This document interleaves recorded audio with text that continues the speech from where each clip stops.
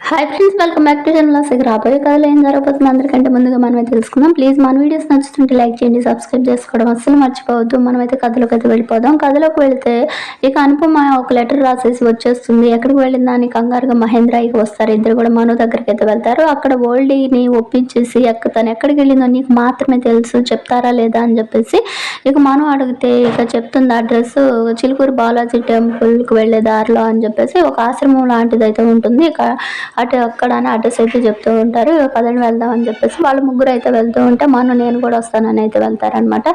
ఈలోపు అనుపమ వెళ్ళే కారుకి అడ్డంగా దేవి అని అయితే కారు అయితే ఆపుతుంది. ఏంటి అనుపమ, షాక్ అయ్యావా? నేను ఎలా నీ దారికి అడ్డంగా వచ్చాను అనుకుంటున్నావా? నేను ఫాలో అవుతూ వచ్చానని చెప్పేసి అంటే ఏంటో చెప్పండి, మ్యాటర్ ఏంటి అని చెప్పేసి అంటూ ఉంటే ఎక్కడికి వెళ్తున్నావు అనుపమ? మహేంద్ర వాళ్ళ ఇంటికాడి నుంచి ఎందుకు బయటకు వచ్చేసావు? ఎందుకు వెళ్ళిపోవాలనుకుంటున్నావు? ఏమన్నా అడిగారా అని చెప్పేసి, లేకపోతే నీ భర్త ఎవరు చెప్పు అని చెప్పి నస పెడుతున్నారా, అందుకని అక్కడి నుంచి దూరంగా వెళ్ళిపోవాలనుకుంటున్నావా అని చెప్పేసి ఇక దేవి అని అయితే అంటూ ఉంటుంది. ఇక ఆ మాటలకి చాలా కోపంగా మీరు ఎందుకు ఇంతగా నా మీద ఇలా ద్వేషం పెంచుకున్నారా అని చెప్పేసి ఇలా మామూలుగానే అయితే మాట్లాడుతూ ఉంటుంది అనుపమ అయితే. అయినా మీకు సమాధానం చెప్పాల్సిన అవసరం నాకు లేదని చెప్పేసి అంటూ ఉంటుంది. ఇక దాంతో ఇక దేవ్యానికి నాకేం సమాధానం అయితే చెప్పొద్దు, కానీ కాలేజీలో నీ కొడుకుని అడుగుతారు కదా, పాపం తాను ఏం సమాధానం చెప్పుకోలేక ఎంత సతమతం అవుతున్నాడో ఒకసారి ఆలోచించు. ఇంకా ఉంటాయి. ఒకవేళ నువ్వే ఇక మహేంద్ర దగ్గరే ఉంటే ఇక మహేంద్రకి నీకు అని చెప్పేసి ఇలా రాంగ్గా మాట్లాడుతూ ఉంటారు. అందుకని నువ్వు బయటకు వచ్చేసావా అది ఇది అని చెప్పేసి అడుగుతూ ఉంటే ఇక అక్కడి నుంచి ఇలాంటి క్వశ్చన్స్ అడగడానికైనా నా దారికి అడ్డంగా వచ్చింది. ఇంకొకసారి ఇలాంటివి మాత్రం చేస్తే నేను జగతి అంత మంచిదాన్ని అయితే కాదు, ఏదైనా చేస్తానని చెప్పేసి వార్నింగ్ ఇచ్చేసిద్ది అనమాట. ఆయన దేవి అని ఆగకుండా మళ్ళీ నా స్నేహితురాల కోసం నీ ప్రేమను త్యాగం చేశావు, ఆ విషయం నాకు తెలియదు అనుకుంటున్నావా అనేసరికి షాక్ అయిపోయిద్ది అనమాట.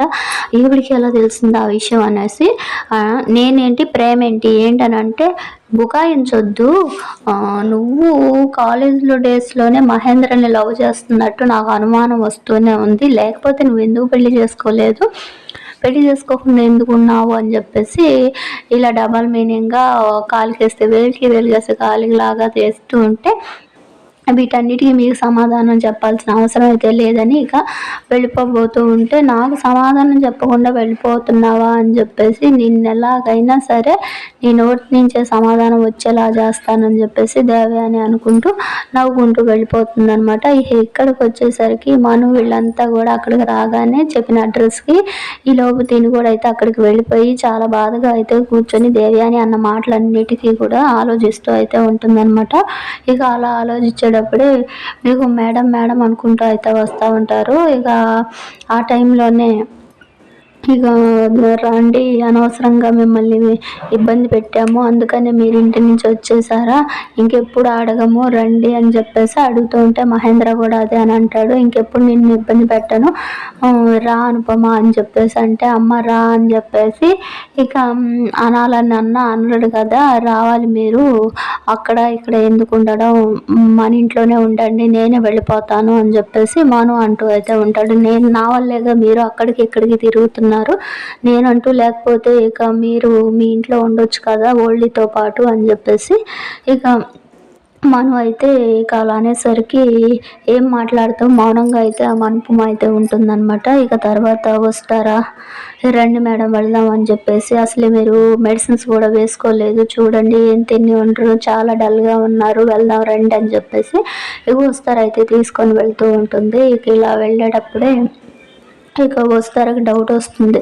అప్పుడు అన్నట్టు ఇక అన్నీ పంచుకోవడానికి ఓల్డ్ ఉంటుంది కదా, అసలు ఈ గతంలో ఏం జరిగిందా అని చెప్పేసి ఇక ఎలాగైనా సరే తెలుసుకోవాలని చెప్పేసి ఇక ఇంటికి తీసుకొచ్చేసి అనుపమని, తర్వాత వాళ్ళు ఎటోళ్ళు అటు వెళ్ళిపోతారు. నెక్స్ట్ డే అనుపమ ఇంట్లోనే ఉంటుంది కదా, ఇక అప్పుడు ఇక వస్తారా ఓల్డీ దగ్గరికి వెళ్ళి ఓల్డీనైతే నిలదీసి అడుగుతుంది, అసలు ఏం జరిగింది, ఏం జరుగుతుంది, ఏం అర్థం కావట్లేదు, అసలు మను గారికి తండ్రి ఎవరు, అసలు ఆవిడ భర్త ఎవరు, ఏంటో మీకు తప్పితే ఈ నిజం ఎవ్వరికి తెలియదని నాకు తెలుసు, అని చెప్పి ఒట్టు పెట్టించుకొని, మీరు కనుక ఇప్పుడు నిజం చెప్పకపోతే నా మీద ఒట్టే, ప్లీజ్ నిజం చెప్పండి, మీరు చెప్పే నిజాన్ని బట్టి నేను ఫర్దర్గా ఏదన్నా మంచిగా నిర్ణయం తీసుకొని వాళ్ళ సమస్యని సాల్వ్ చేసి వాళ్ళని హ్యాపీగా ఉంచడానికి ట్రై చేస్తాను అని చెప్పేసి ఓల్డీని అడుగుతూ ఉంటే, ఒక్కసారిగా ఓల్డీ కూడా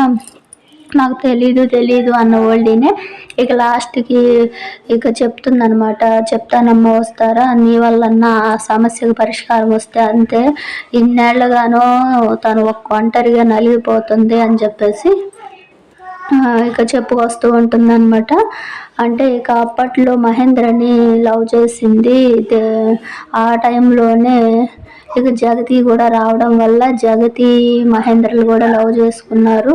ఇక అలా ఉన్నప్పుడే ఇక తనకి జగతికి పేరెంట్స్ లేకపోవడం వల్ల తనకు దగ్గరుండి ఇక పురుడు పుణ్యాలన్నీ చేసింది. ఇక అలాంటి టైంలో ఒకానొక టైంలో ఇక మహేంద్ర ఫుల్గా డ్రింక్ చేస్తున్న టైంలో అనుకోకుండా ఒకరోజు అలా జరిగిపోవడం వల్ల ఆ తర్వాత తన పెళ్ళి కాక ఇక ప్రెగ్నెంట్ అయితే ఇక అప్పుడే ఇక మను పుట్టాడు. ఇక ఈ విషయాన్ని ఎవరికి చెప్పకూడదని చెప్పేసి ఇక తనే తన గుండెల్లో తనే లోకంగా బ్రతుకుతూ సాగించింది. కానీ పెరిగి పెద్ద అయ్యే కొంది మా నాన్న ఎవరు అని చెప్పేసి చాలా గోలుగా చేసేవాడు. ఇక దాంతో తనకి చాలా ఇబ్బందిగా ఉండి తన్ని కూడా అమెరికా పంపించేసింది.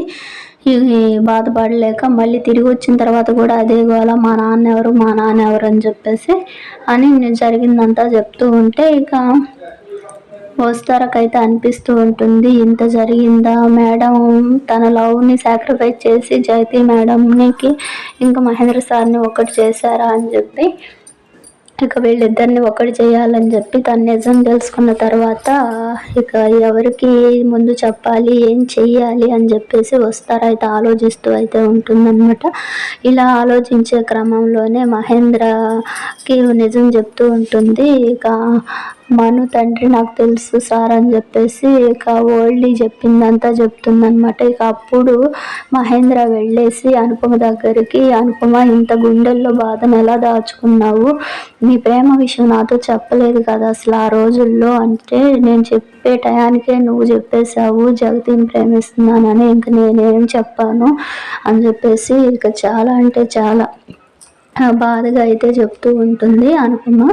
ఇక ఇదంతా చూసి సారీ నిన్ను చాలా బాధ పెట్టాను నిజాలు తెలుసుకోకుండా అని చెప్పేసి అంటూ ఉంటాడు మహేంద్ర కూడా. ఇక రాబోయే కథలో అనుపమ మహేంద్ర లవ్ స్టోరీ గురించి వసుధార తెలుసుకొని వాళ్ళిద్దరిని అయితే ఒక్కటి చేసే ప్రయత్నంలో అయితే ఉంటుంది. మన రిషిని పట్టుకొస్తానని చెప్పిందే కానీ ఇక కథ అంతా ఇక్కడే తిరుగుతుంది, అక్కడ దాకా అసలు వెళ్ళే ఛాన్స్ ఇప్పట్లో అయితే లేదు. ఈలోపు ఇక ఈయన ఉన్నారుగా ఏంజల్ విశ్వనాథం, వీళ్ళిద్దరిని కూడా కొంచెం సేపు చూపించేసి ఇక అత్తయ్యకి ఏం జరిగింది, ఏమైంది, ఇది అది ఇది అని చెప్పేసి అనుకుంటూ ఉంటారు. ఈ లోపల మను నుంచి ఫోన్ వచ్చి అత్తయ్య ఇంటి నుంచి వెళ్ళిపోయారని చెప్పి అది ఈ గొడవలంతా వచ్చేసరికి ఇక అనుపమని నేను చూడాలి, మాట్లాడాలని చెప్పి ఏంజల్ వాళ్ళ తాతయ్య విశ్వం అయితే రమ్మంటే ఇక అనుపమని వరంగల్ అయితే తీసుకొస్తూ ఉంటారు. ఇక ఇక్కడికి వచ్చిన తర్వాత ఇక మహేంద్రని చూసి నా కూతురి జీవితం ఇలా అయిపోవడానికి కారణం నువ్వే అని చెప్పేసి, ఒకప్పుడు అలా జరిగిందనేసి ఇక ఇదంతా ఫ్లాష్ బ్యాక్ లాగా అయితే ఇప్పటికీ తన జీవితంలో ఏ సంతోషము లేదు, అన్నేళ్ల నుంచి అలా ఒంటరిగానే ఉండిపోయింది నా కూతురికి, నిన్ను లవ్ చేసింది అని చెప్పి ఇలా బాధపడిపోతూ ఉంటాడనమాట. ఇక అలా ఉన్న టైంలోనే ఇక వస్తారా వీళ్ళిద్దరిని ఎట్లాగైనా ఒకటి చేయాలి అని చెప్పేసి అనుకుంటూ ఉంటుంది.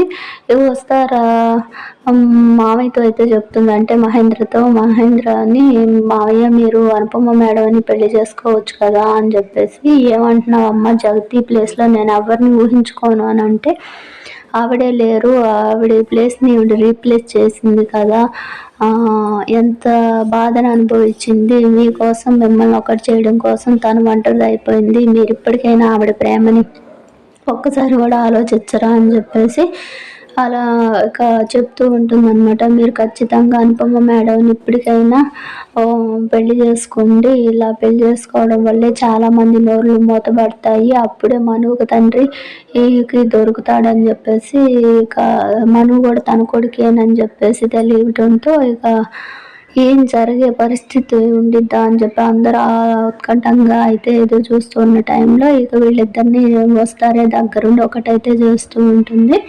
ఇది ఇలానే ఉండగానే ఇక ఏంజెల్కిను ఇక మనుకు కూడా ముడిపెట్టేస్తూ ఉంటుంది. ఇక లాస్ట్లో రిషి గురించి తెలుసుకొని ఇక రిషి ఎక్కడున్నాడని వెతికి వెతికి తీసుకొచ్చేసి ఇక కథని సుఖాంతం చేసే పనిలో అయితే పడతారు.